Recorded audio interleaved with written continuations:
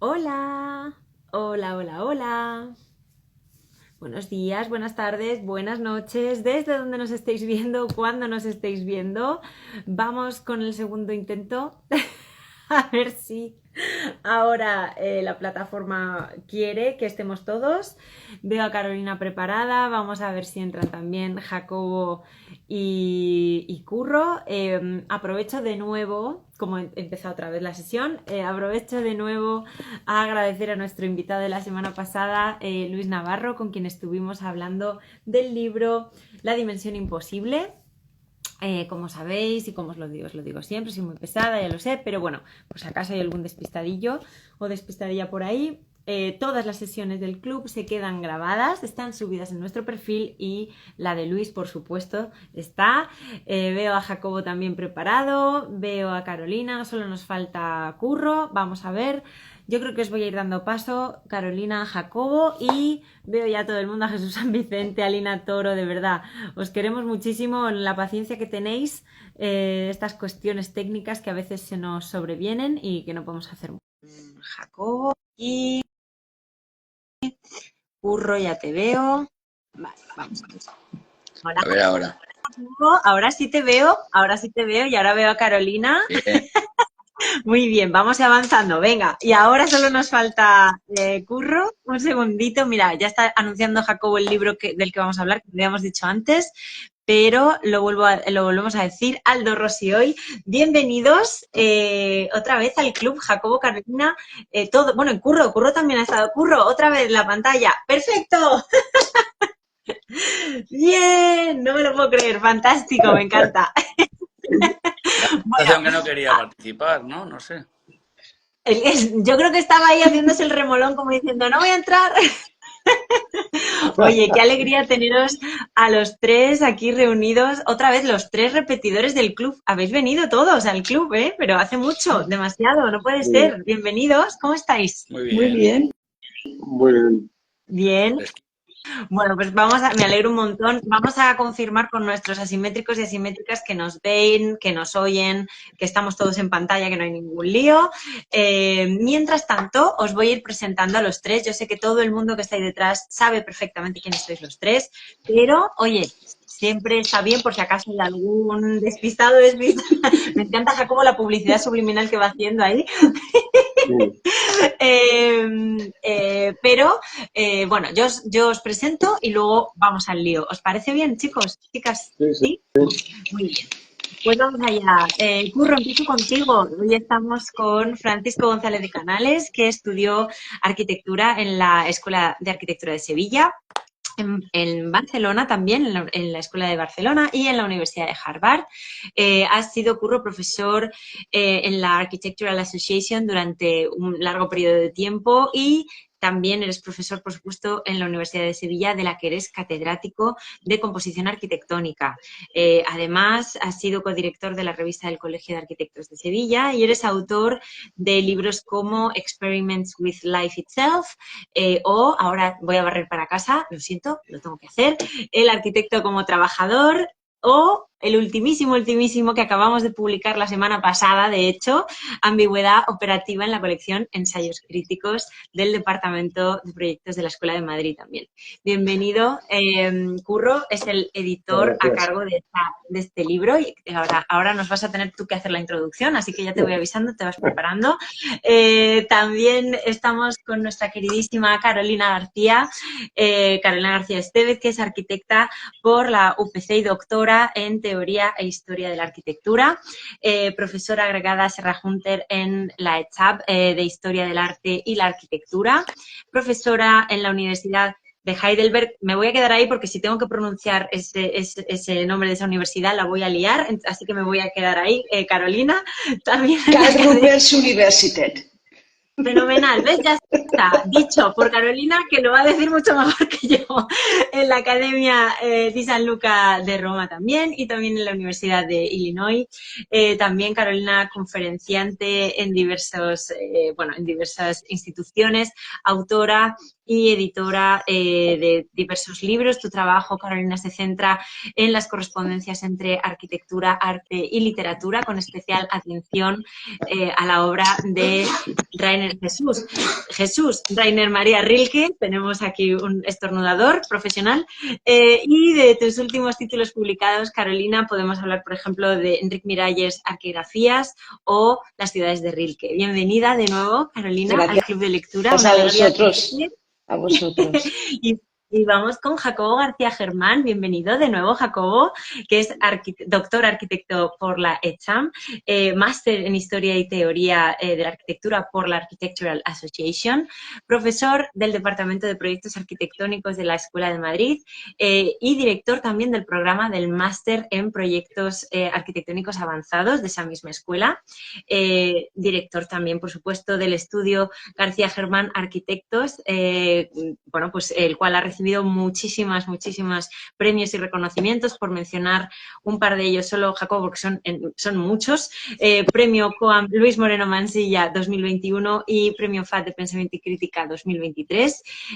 Has sido, Jacobo, también director de la revista Arquitectura COAM del Colegio de Madrid entre 2017 y 2022 y eres autor de varios libros y el último también tenemos el privilegio de tenerlo, el último a la vez que el de Curro, prácticas documentalistas, técnicas y genealogías, también en la colección Ensayos Críticos de la Escuela de Madrid, del Departamento de Proyectos, y editor también de varios libros que tenemos el privilegio de tener en Asimétricas, como por ejemplo Documentos de su tiempo o la serie La Casita Azul, por hablar de alguno de ellos. Muchísimas gracias a los tres por estar aquí.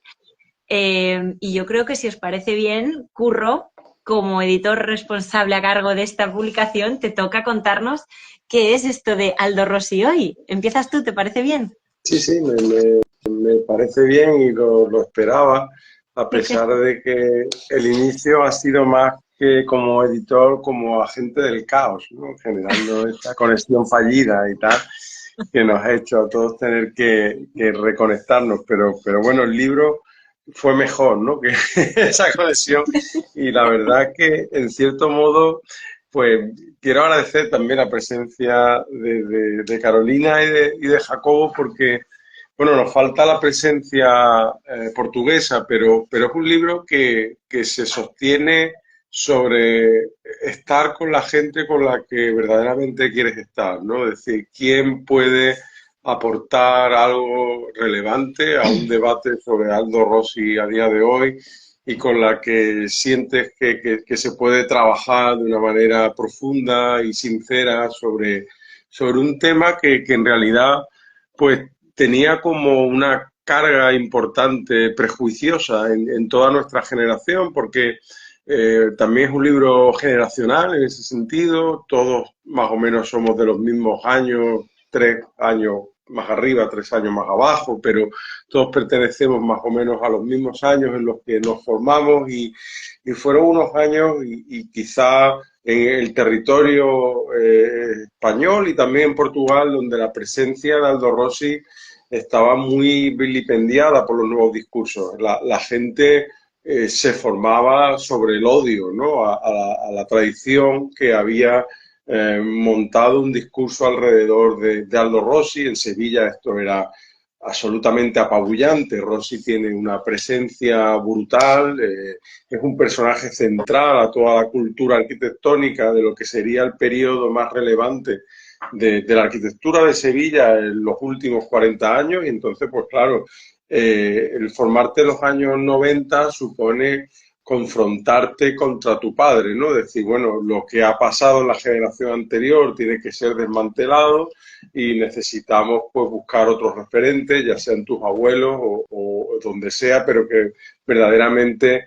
desmonte esa especie de fascinación que había surgido por Aldo Rossi en los años 70 en Sevilla, en Barcelona, en Oporto y en tantos sitios, ¿no? Entonces, pues el libro partía de que había una posibilidad de retomar la figura de Rossi, pero precisamente desde esa distancia, ¿no? Habíamos aprendido casi a odiarlo, en cierto modo, cuando éramos estudiantes, pero empezábamos también a tener la posibilidad de empezar a adorarlo en dimensiones que no son precisamente aquellas en las que se había discutido en su propia época, ¿no? Y esto es lo que me parecía tremendamente importante, cómo una nueva lectura de Aldo Rossi a día de hoy nos permite aproximarnos a ciertos avances que él hizo en el conocimiento, en la arquitectura, que no están discutidos suficientemente a día de hoy y que sirven como para abrir nuevas puertas a nuevas cuestiones que pueden tener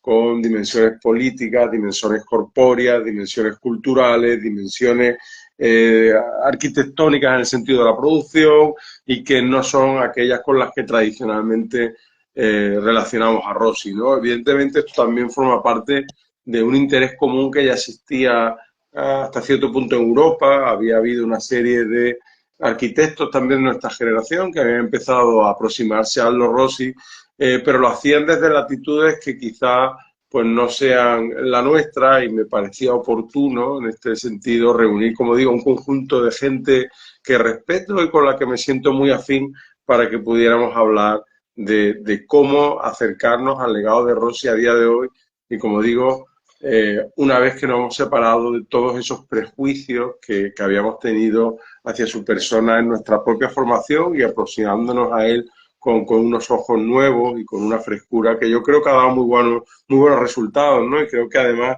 una de las cosas más relevantes del libro, no es porque lo haya editado yo, es que las voces que componen el volumen son muy plurales, ¿no? Las aproximaciones son bastante diversas y no creo que ninguna de ellas carente de pertinencia. Creo que todas son verdaderamente relevantes para una discusión sobre la arquitectura contemporánea y sin embargo, pues como digo, son bastante diferentes a las maneras en las que tradicionalmente habíamos encasillado el pensamiento de Aldo Rossi, porque creo que en el caso de Rossi no es solo la arquitectura, sino es una manera de pensar y aproximarse a la cultura y al conocimiento y a la ciudad, y a una serie de cosas que trascienden lo que tradicionalmente nosotros habíamos dicho que era lo relevante de Rossi, que es como esta cosa profundamente disciplinar, ¿no? Yo creo que hay como una especie de campo mucho más amplio y que los autores del libro han sido capaces de revelarlo cada uno desde sus propios intereses, pero también viendo que en esos intereses, pues evidentemente hay conexiones y hay cuestiones comunes que como generación nos interesan, que nos hacen ver que existe, ¿no? Ese potencial de recuperar algunas cuestiones sobre y alrededor de la figura de Aldo Rossi, ¿no? No sé si esto sirve de introducción, pero bueno, también agradeceros a Ediciones Asimétricas por confiar en un proyecto que para algunos sectores creo que puede considerarse a contracorriente y sin embargo creo que por lo que he escuchado, y esto ya es como una cosa más personal, está teniendo una acogida bastante buena, ¿no? Conozco mucha gente que se ha acercado y ha dicho, oye, he comprado el libro, ¿no? Estoy leyendo el libro, me ha parecido tal del libro, ¿no? Es decir, que a pesar de que a priori podría considerarse un poco contracorriente de otras tendencias que se están dando en nuestro territorio, parece que el libro está respondiendo bien y de nuevo, pues claro, eso tiene que ver con también la calidad de los textos de los autores que hoy me acompañan, ¿no? Jacobo y Carolina.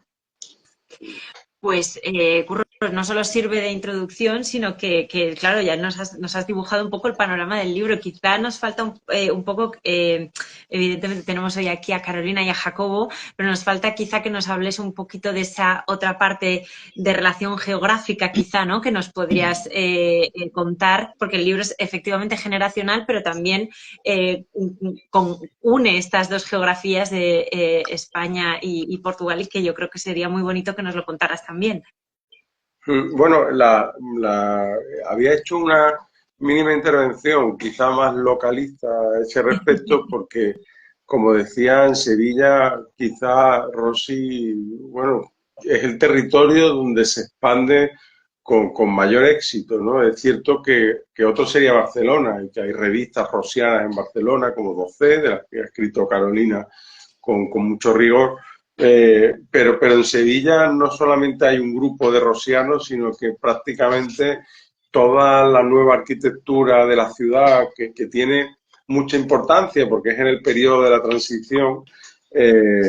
transición democrática, se hace desde postulados que son muy en relación a lo que propone Rossi, y Rossi está muy presente en la ciudad, que esta es la otra cuestión, ¿no? Es que Rossi está muy presente en España y está muy presente en Portugal.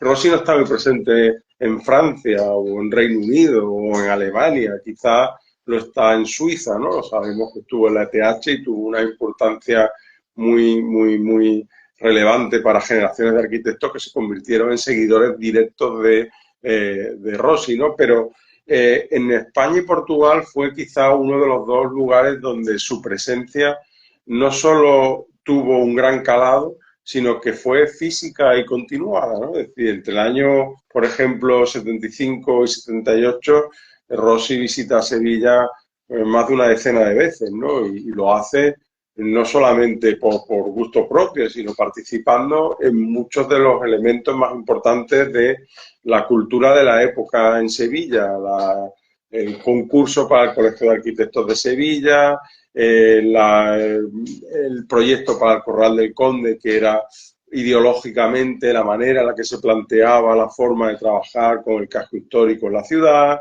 el Congreso SIA, que tiene su segunda sede en Sevilla, ¿no? Había tenido una anterior en Santiago de Compostela, que es otro de los territorios rosianos, es decir, que vinculado también a Portugal, podríamos decir, que esa presencia es como mucho más apabullante en España y Portugal que en otros lugares. Puede hablarse también de un Rossi en Buenos Aires, que tiene su impacto, pero aquí creo que, y quizá a lo mejor, no sé si es una deformación acaso sevillana, la presencia, como digo, es espectacular, ¿no? Y eso da lugar a que haya tantas opiniones muchas veces controvertidas, ¿no?, sobre Rossi, precisamente porque hay esa experiencia muy palpable de lo que fue una historia de España y Rossi, de Sevilla y Rossi, de Barcelona y Rossi, quizá un poco menos de Madrid y Rossi, aunque hay las conexiones, ¿no? Estamos hablando con Jacobo de algunas de esas conexiones en algunas conversaciones previas, ¿no? Y sobre todo, bueno, en Portugal, con Nuno Portas, con gente que estaba muy cercana a este tipo de cuestiones que Rossi traía y que en realidad no eran, muchas de ellas no eran necesariamente solo de Rossi, pero por la propia personalidad un poco magnética que tenía el personaje, pues acabaron atribuyéndose muchos de estos elementos al propio Rossi, ¿no? Pero en realidad era un discurso en algunos casos que permeaba a otros tipos de investigaciones, ¿no?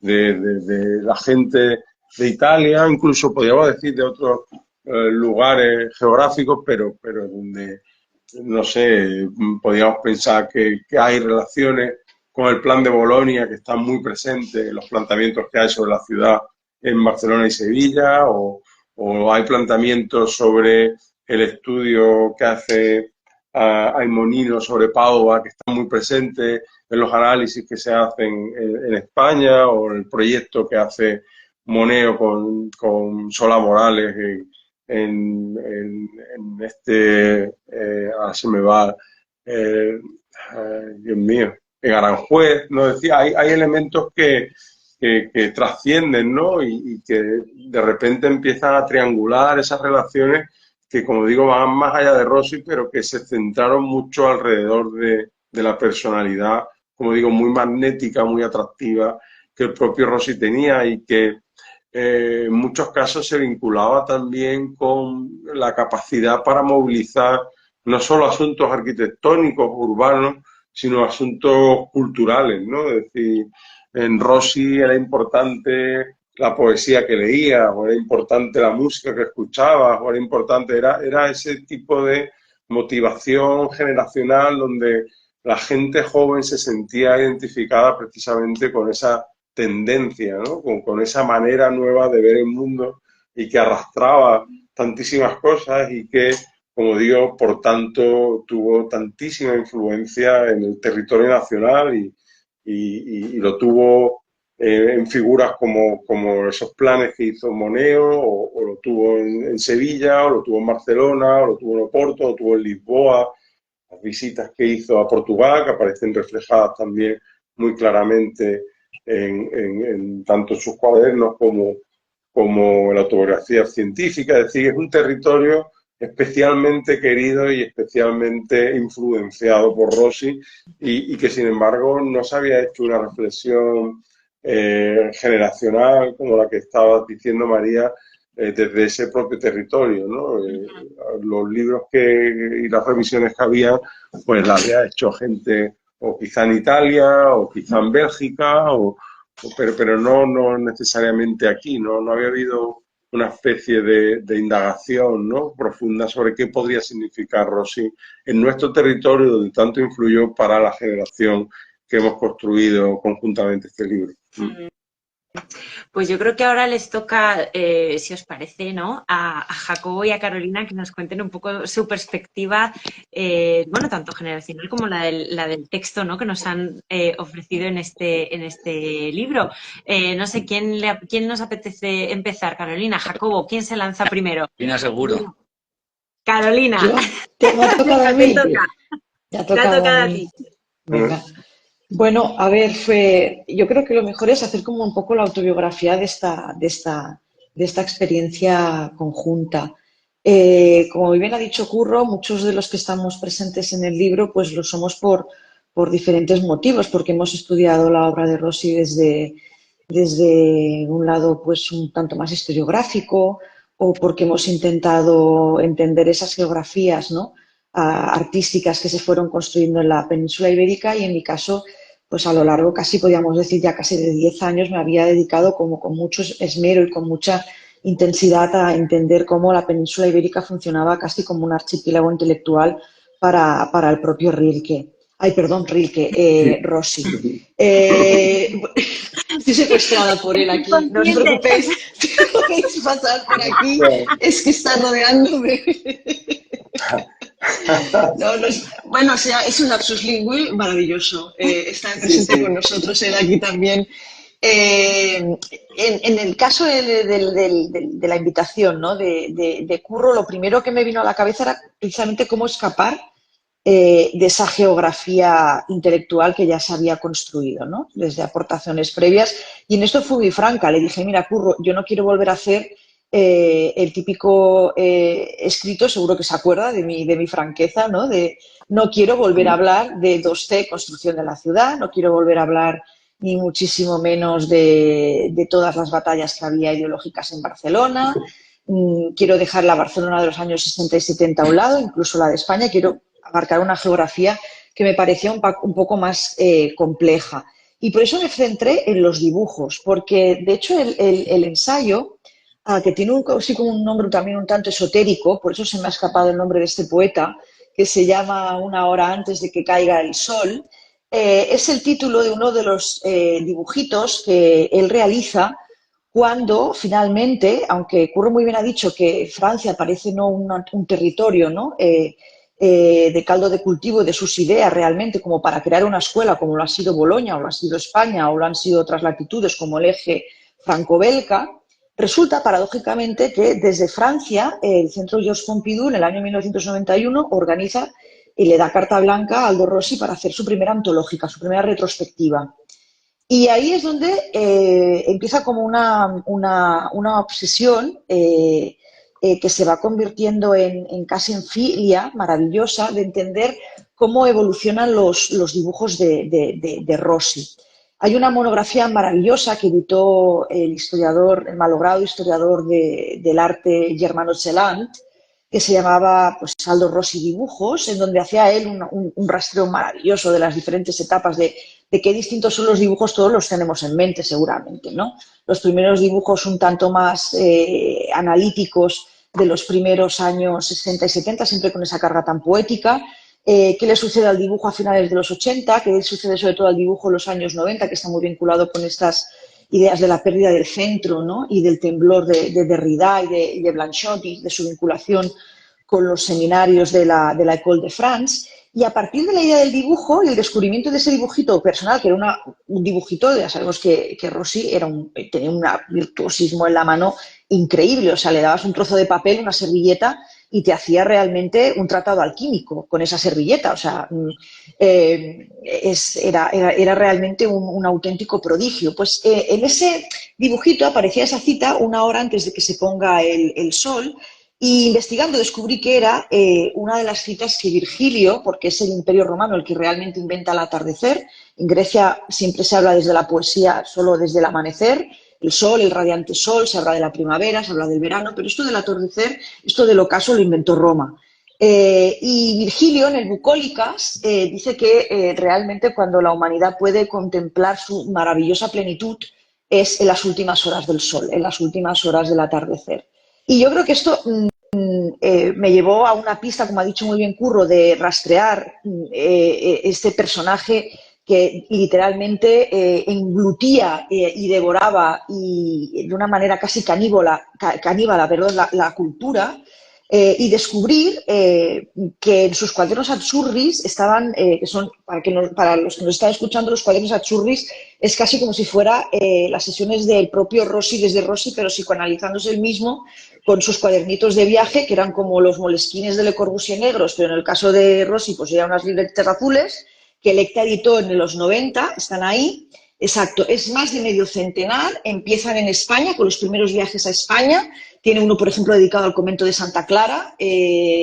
A todos los que no lo hayan consultado lo invito a que lo hagan.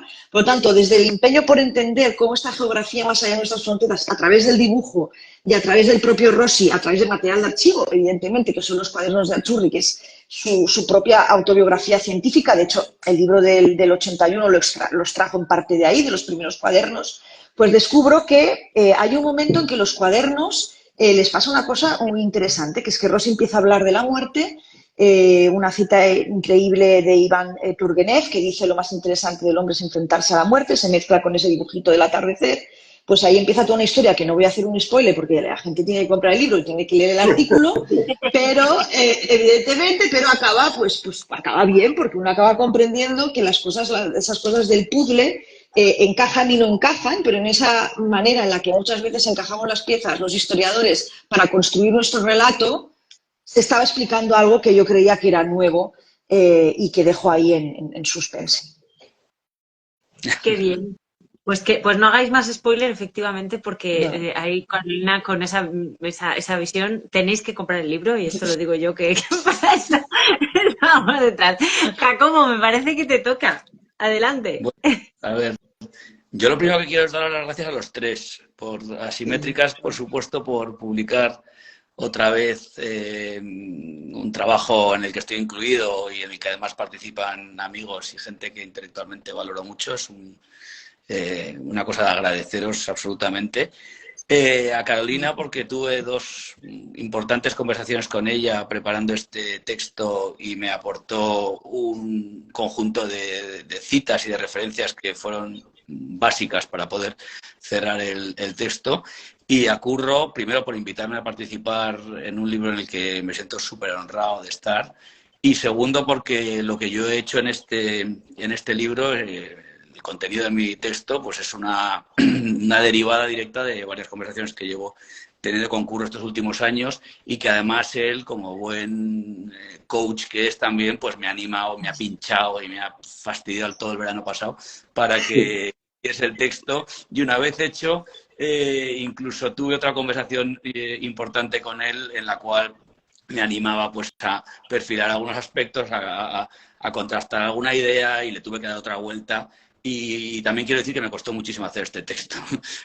Yo no soy experto en Aldo Rossi, siempre me ha fascinado el personaje. No creo que en mi caso hubiese un odio en absoluto. Yo recuerdo leer La quietud en la ciudad, pues no sé, el año 2000 o algo así. Siempre me ha fascinado, pero no sabía muy bien por qué, ¿no? Yo tenía bastantes libros de Rossi, era fan, pero nunca había dado ningún tipo de sentido argumental a mi interés por el personaje, ¿no? También porque es un personaje tremendamente críptico y donde uno se puede permitir como le pasa a otros arquitectos, ¿no? A Hediuk, o a Price, o a Leverens, o a tantos arquitectos que nos fascinan, pero que no hace falta que racionalicemos ese interés, sino que nos podemos permitir verlos casi como aficionados, ¿no? Y me pasaba un poco en este caso, pero precisamente por eso pensaba que mi aportación no podía ser la de un aficionado, sino que yo me tenía que construir un argumento que estuviese a la altura de lo que se esperaba en este libro, donde además yo sabía con quién me iba a estar midiendo y bueno, pues con algunos expertos en la materia, ¿no?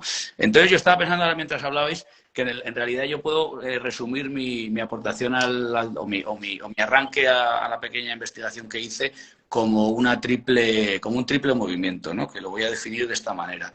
Lo primero, una especie de sentido de oportunidad, porque, como ha dicho Curro, pues estamos en un momento en el que ha habido un reverdecer de los intereses por Rossi, que están enmarcados en un reverdecer de los últimos 10 años o un poco más en la cultura arquitectónica, sobre todo europea, de situaciones que se asocian con naturalidad a lo que podía entenderse como un legado rossiano: la figuración, el interés por la ciudad, la forma, la estabilidad formal, la presencia del tiempo en el entendimiento de la arquitectura y de lo matérico, incluso algunos aspectos del lenguaje, la simetría, incluso muchos asuntos asociados naturalmente a Rossi y a otros arquitectos de su generación, pero quizá con más fuerza a él, que tenemos reasumidos en los últimos 10 años y que, por ejemplo, cuando nosotros estudiamos no eran importantes, ¿no? Desde luego no era importante el valor en sí de un alzado, por decir algo, ¿no? O situaciones figurativas o tantas cosas. De manera que el sentido de oportunidad era cómo podemos o cómo puedo yo enlazar un argumento con esta preocupación generacional que hay por la figura de Rossi. En segundo lugar, hay una reacción por mi parte, porque yo estaba y estoy, ¿no? Un poco frustrado con que muchas de las relecturas rossianas recientes han sido en exceso líricas, en exceso poéticas, en exceso, no sé cómo decirlo, no tan disciplinares o no tan metidas en esa recuperación, sino... Pues, Quédate, Carolina, no te vayas. La propia aportación al libro de Diego Seixas López, ¿no? O en el texto que había publicado en San Rocco, Irene Scalver, ¿no? El crítico inglés, que ese San Rocco me lo dio Carolina, por cierto, Carolina, no habérmelo dado. Con una lectura rossiana donde lo alegórico, lo melancólico, etcétera, etcétera, entra como una especie de niebla, y de hecho se llama, el texto de Diego se llama Noche y Niebla, ¿no? Entra como una especie de niebla a empañarnos una lectura mucho más prosaica y mucho más factual del personaje o del trabajo del personaje, ¿no? Y luego por ahí viene, o de ahí viene, esa reacción a preguntarme a mí mismo, ¿existe una posibilidad de dar una lectura de Rossi hoy que huya, como ejercicio académico, ¿no? Que huya de esta visión donde parece que lo lírico y lo romántico va por delante de la propia obra? Y en tercer lugar, pues viene una intuición ya más personal, y esto también construido en las conversaciones con Curro, como decía, que es por qué se había dado tan poca importancia a la obra tardía de Rossi, ¿no? Por qué Rossi, cuando muere en el 96 o 97, corregidme el año, por qué ya era lo voy a decir malamente, ¿no? Un muerto en vida, ¿no? Porque era un arquitecto que había pasado de la primera línea de los intereses, a lo mejor desde que le dieron el Pritzker, que esto también pasa, ¿no? ¿Por qué realmente ya no contaba, y por qué su obra... Rossi muere relativamente joven, ¿no? Y se terminan bastantes edificios suyos una vez que ha muerto? ¿Por qué toda esa obra tardía, incluido, por ejemplo, un edificio importante, yo pensaba en España, como es el Museo de Vigo, pues no había tenido ningún recorrido y no había tenido ninguna repercusión? Y si tú cogías algunas obras tardías de Rossi y las comparabas con algunas obras tempranas de Rossi, tenían las obras tardías, quizá simplificando, todo lo bueno de las primeras y un contenido de elaboración material, tectónico, cromático, programático, mucho más ambicioso, mucho más elaborado, mucho más sofisticado, y en cambio no habían tenido ningún impacto en la cultura arquitectónica, ¿no? Entonces, como son las circunstancias, yo había visitado hacía poco el edificio Scholastic en Broadway y en Downtown de Nueva York, que es un edificio fantástico, ¿no? Maravilloso, y había comentado esto con concurro, ¿no? Y de repente me di cuenta que ese edificio era tan bueno precisamente porque no lo había detallado y no lo había dibujado realmente Rossi, sino que había hecho una especie de anteproyecto, lo había mandado y luego lo había desarrollado técnicamente y en la obra un estudio corporativo americano, y por eso era un edificio que estaba a ese nivel. Tenía los dos mundos, el mundo más propositivo, conceptual, si se quiere onírico, y de imagen del Rossi, y luego un desarrollo técnico fantástico por parte de una oficina americana. ¿Era eso criticable? ¿Por qué criticamos eso en los arquitectos singulares y artísticos que admiramos cuando se meten otras manos a desarrollar su trabajo? Le ha pasado eso a otros arquitectos de pasos, a Hudson, por ejemplo, y entonces en esa especie de intuición decidí que yo me iba a centrar en intentar darle un poco más de sentido operativo, cultural, conceptual, incluso para que nos sirva a los demás o que sirva en un sentido académico este trabajo tardío de Rossi, donde Rossi ha puesto el piloto automático, ¿no? Colabora con otros, tiene ya un trabajo completamente explotado en el espacio, trabaja en Nueva York, trabaja en Milán, no trabaja, manda dibujos.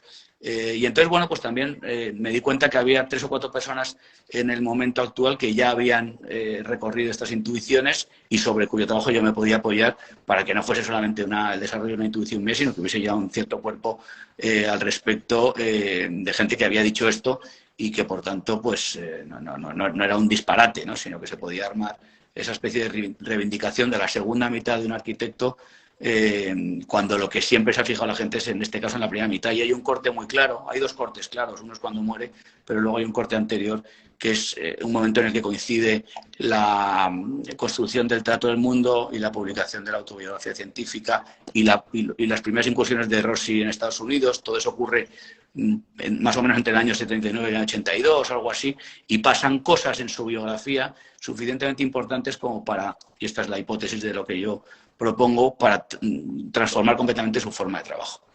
Eso es más o menos el resumen. Pues ahí dejamos como esas 2 intervenciones, y ahora voy a aprovechar que, a ver, que tampoco quedan tantos minutos, no os creáis, pero ya que os tengo aquí a los 3, después de haber hecho, y cada uno, por supuesto, desde vuestra perspectiva, desde vuestra aproximación, después de haber hecho esta recopilación, ¿no? Esta cuestión colectiva, contadnos vosotros como profesionales, como investigadores, ¿qué es lo que más os ha llamado la atención de esta nueva visión? Esto que hoy nos presentáis de manera colectiva, pero desde dentro. ¿Qué es lo que más os ha llamado la atención de esta nueva visión o de esta aproximación generacional o territorial, como lo queráis ver, de este Rossi? O esta nueva visión. No sé quién se anima a contestarme esta pregunta. Bueno, Carolina, por ejemplo. venga. No, yo no, también por responder un poco a la aportación de Jacobo, que me pareció siempre muy interesante, ¿no? Y de hecho hablamos de la relación en su momento en nuestro debate interno con algún artículo de Renkulhan, ¿no? Que parecía muy afín a los intereses que Jacobo ha manifestado, ¿no? Que él podía tener por esa etapa tardía de Rossi, pero yo diría que precisamente lo que me interesa o me ha interesado recientemente no es una dimensión que podría llamarse lírica, ¿no? No la figuración, no. Sí, el lírico genera sus propias figuraciones, pero sin embargo, Rossi es una persona que está muy intrínsecamente, digamos, convencido de la relación que la arquitectura tiene que tener con la experiencia, ¿no? Es decir, esos dibujos de los que habla Carolina, muchas veces desarrollados sobre la servilleta, lo que manifiestan son un poco el territorio tangible, ¿no? De lo posible, de lo que está a mano, de lo que se relaciona con él, y cómo desde ahí se puede proyectar una determinada imaginación, ¿no? Pero, como digo, parte mucho de un compromiso muy relevante con la experiencia, ¿no? Con el entendimiento de cuando, por ejemplo, hablamos de temas tipológicos, etcétera, no es la tipología lo que, como geometría, lo que tiene peso, es la experiencia de años y años de personas relacionándose de una manera particular, con un determinado tipo de espacio y el calado que eso tiene en un cuerpo, ¿no? En una persona corpórea que lo está experimentando, ¿no? Entonces, esto, como digo, servía para escapar tanto de las lecturas más figurativas y líricas, como también servía para reaproximarse a un Aldo Rossi que para mí podía tener mucho sentido respecto a las preocupaciones contemporáneas, ¿no? Que quizá sean un poco más cercanas a lo matérico, más cercanas a la experiencia cotidiana, más cercanas a encontrar en ellas como un cierto sustrato que se puede discutir culturalmente, que no necesita ser, digamos, solamente mundano, sino que en cierto modo permite distintas capas de interpretación, desde las más ordinarias hasta las más sofisticadas, y creo que ahí pues se encontraba una capacidad para mover formas de atender al proyecto contemporáneo que seguramente no eran ni mucho menos ni miméticas ni cercanas formalmente a la arquitectura de Rossi, pero que sí estaban inspiradas por determinadas actitudes, ¿no? Que yo creo que es lo que un poco se mantiene, ¿no? Cuando alguien ha preguntado cómo, creo que hay una pregunta por ahí, Ha ¿no? envejecido la arquitectura ¿Cómo ha mexicana, sí. envejecido? Claro. Jesús San Yo creo Vicente que nos lo decía. sí, Era Jesús San exactamente. Vicente.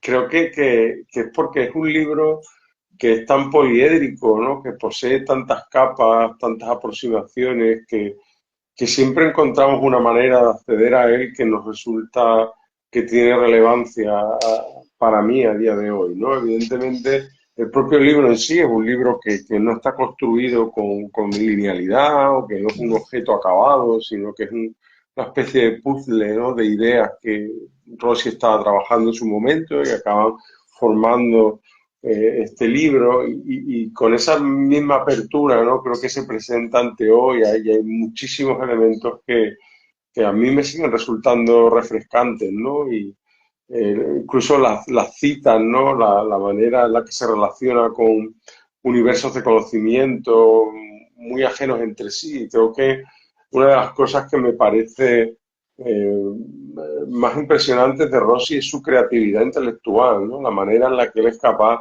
de relacionar entre sí cosas que al resto de los mortales nos parecerían muy ajenas, ¿no? Y de repente pues te pone en conjunción la geografía estructuralista con el surrealismo, pero más el escrito que el artístico y pictórico, y te lo pone en relación pues con cuestiones de antropología, y te lo pone en relación con consideraciones políticas, y de repente pues está haciendo unas conexiones que la mayoría de nosotros no hayamos podido, en cierto modo, triangular, ¿no? Y creo que cuando uno lee a Rossi con profundidad, de repente, pues en la cabeza empieza a saltar, ¿no? Como posibilidades, ¿no? Más que respuestas, ¿no? No hay respuestas en Rossi. Yo creo que lo que hay es posibilidades para pensar las cosas de una manera diferente, ¿no? Y en el momento en el que Rossi, traducido por otros, ¿no? No en el sentido literal de traducción, sino comunicado por otros, empieza a volverse más un dogma, es cuando pierde lo que quizás sea precisamente, como decía, su valor más esencial, ¿no? Que es esa capacidad de hacernos pensar de maneras alternativas cosas que, por otro lado, son absolutamente ordinarias, ¿no? La manera en que uno se dispone en un espacio doméstico, la manera en la que uno se relaciona con el mundo, todas estas cuestiones que están tan presentes y son tan permeables en toda su obra y que, como digo, tiene una dimensión más épica en el sentido de que se relacionan con la experiencia, ¿no? Más que una relación lírica en la que uno gestiona sus propias figuraciones de manera independiente, ¿no? Y yo creo que esa dimensión a mí es la que más me ha interesado en esta recuperación y tiene que ver con el cuerpo, tiene que ver con un sentido existencial de la vida a veces, ¿no? Que es cierto, Carolina estaba hablando de eso, ¿no? Ese sentido de la muerte, esas cuestiones, pero que no son entendidas de una forma excesivamente pesada o excesivamente devotas respecto a sentimientos, digamos, religiosos o trascendentes, sino que están llevados a ese plano tan real, ¿no? Tan cotidiano, que el propio Rossi manifestaba en su interés por tan para otros controvertido por el cine neorrealista, ¿no? Por la experiencia cotidiana, por todo ese mundo del día a día, que es lo que contamina en gran medida su obra, sus dibujos, su experiencia y también, evidentemente, su legado. Sí. Carolina, Jacobo, ¿os animáis? Sí, sí, yo sobre todo al hilo de lo que está diciendo para concluir Curro y a propósito de la reflexión de cómo envejecen los libros, yo diría que los libros no envejecen, somos nosotros los que envejecemos, los libros son eternos, por eso son libros y lo que podemos es, cada generación los interroga de una manera diferente y la riqueza de un clásico, porque yo creo, me atrevería a hablar casi de ese binomio entre Venturi y Rossi en el año 66 como de dos clásicos, han cumplido ya más de 50 años y siguen estando en vigor, es ese brillo del que se puede extraer generación tras generación nuevos aprendizajes. Yo simplemente para concluir, yo creo que hay un momento en que, cuando decía Jacobo también que Rossi se convierte en un muerto en vida, ¿no? Que hay como, es que es una especie como de zombie. Eh, Animo a la gente a que vaya a los cuadernos Azzurris porque ahí explica muy bien su propio proceso de autodestrucción. Rossi se quitó la vida, sin ningún lugar a dudas. Todo el mundo sabe que tenía clase en Venecia a las 9 de la mañana y salía, pues no sé, cruzando la vía de Santa María delle Grazie, ¿no? Con el Ferrari a las 8:15 y se quería plantar en Venecia a las 9. Pues ahí se quedó. Fue una decisión personal suya, la de también incluso llevar el tipo de vida que llevó los últimos años, ¿no? Y como ese final, él mismo lo construyó, yo creo que de una manera muy, muy intencionada, no sé si trágica, yo creo que es él mismo el que iba flirteando la muerte y yo creo que en esos cuadernos hay un momento en que él es consciente de que va a morir pronto y lo ves porque cada vez su escritura se vuelve más hermética, cada vez vuelven más los referentes de la niñez, los referentes de ese eje germano-marxista que cruza, ¿no? En dos Europa y bueno, es quizás uno de los retos a los que la edición de Curro, con contribuciones como las de Jacobo y Joaquín y todos los autores, pues hemos intentado explicar desde diferentes puntos de vista, ¿no? Por qué el personaje sigue estando vivo y qué preguntas nos puede seguir suscitando hoy en día para escapar de ese sentimiento a veces de envejecimiento cultural del que por Dios tenemos que escapar todos. No os sentáis nunca viejos culturalmente porque eso es peor que estar muerto en vida. O sea, el libro está más vivo que nosotros, yo creo. Jacobo, no sé si quieres... Sí, la verdad es que es estupendo escucharos. Yo solamente por una cosa muy clara, ¿no? ¿Cuál es el valor de este esfuerzo y de haber vuelto a revisar este personaje? Yo creo que es el de traerlo al presente, como dice Carolina, ¿no? O sea, no actuar todos como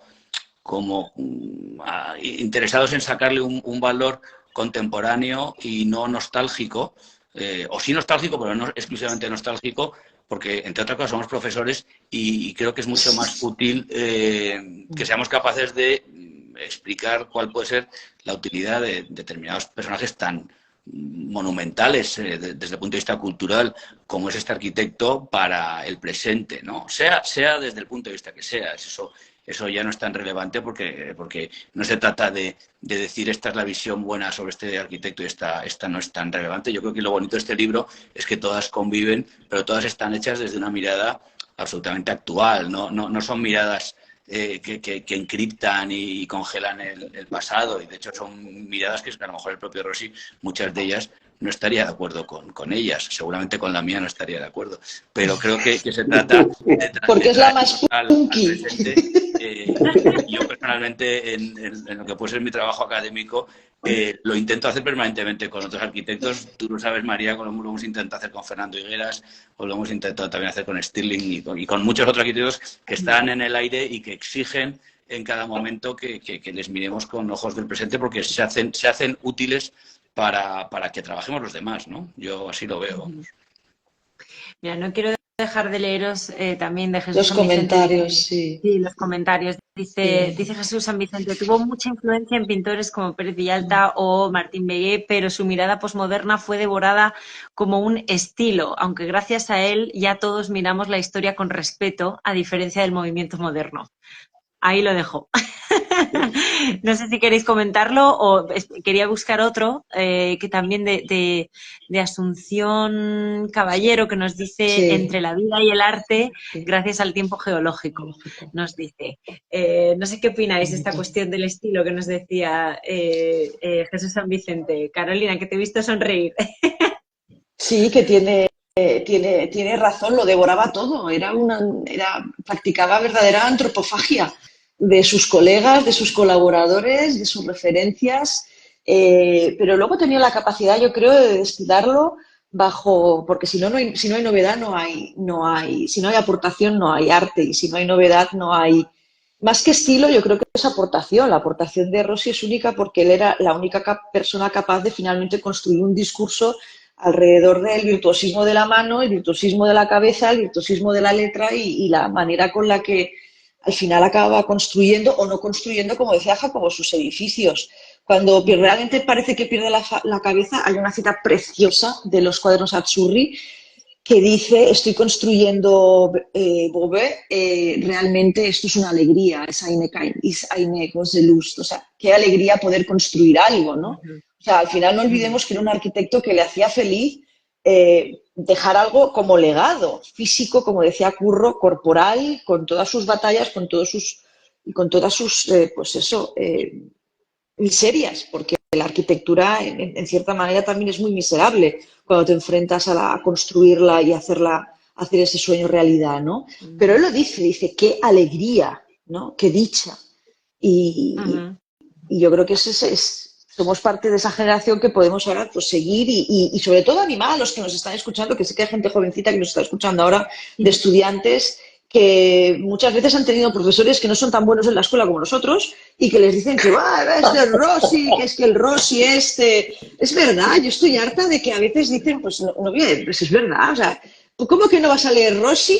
Porque Rossi, oye, pero ¿cómo que no vas a leer Rossi? Es como si a un estudiante de literatura, no sé, anglosajona le dijeran que Shakespeare ha pasado de moda. O sea, dices, ¿pero qué me están contando? O sea, pero ¿qué me están contando? Pues eso, a los jovencitos, que yo sé que el Club Asimétrico tiene luego, se conecta mucha gente que son estudiantes de arquitectura, tanto de Madrid como Sevilla, ves una cabeza ahí riéndose, debe ser algún estudiante que me está viendo, Dios mío, que sabe que soy así de abrasiva, pues que no le cojan miedo, porque el libro que ha hecho Curro como editor es precisamente para quitarle ese miedo, ¿no? Igual que se hizo ¿Quién teme a la Bauhaus feroz? Pues ¿quién teme a Rossi feroz? Nadie, ¿eh? O sea, no hay que tenerle miedo. Pues entramos ahora sí que sí en los últimos 3 minutillos Me voy a Asunción se va a yoga, muy bien Asunción. Es una práctica del cuerpo muy recomendable. No sé si Curro o Jacobo queréis apuntar alguna cosita más antes de cerrar. Curro, que no sé si te estoy viendo pensar hacia arriba o Jacobo que se ha sentido. No sé si...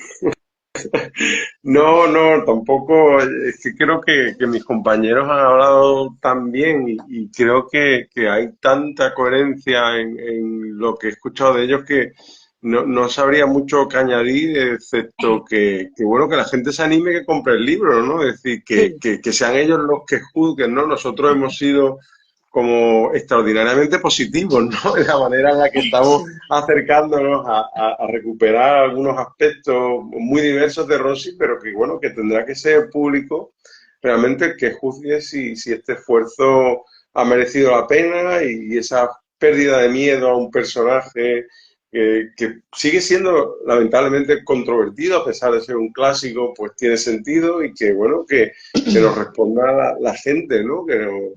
pero que sean ellos, ¿no? Los lectores los que construyan junto con nosotros, pues cuál podría ser el futuro de nuestro entendimiento del legado, las ideas y lo que moviliza Aldo Rossi cuando pensamos y hablamos de él, ¿no? Yo creo que eso es lo que sería más importante, ¿no? Más que nosotros sigamos un poco dándole vueltas a las cuestiones que nos interesan a nosotros en particular, y creo que está bien que la gente participe y que haya una especie de debate más transversal con la gente joven, con las nuevas generaciones, con sus ideas, ¿no? Y en qué manera ellos nos pueden también transmitir pues, Claro. cuál es su impresión, ¿no? Sobre esta Estupendo. cuestión.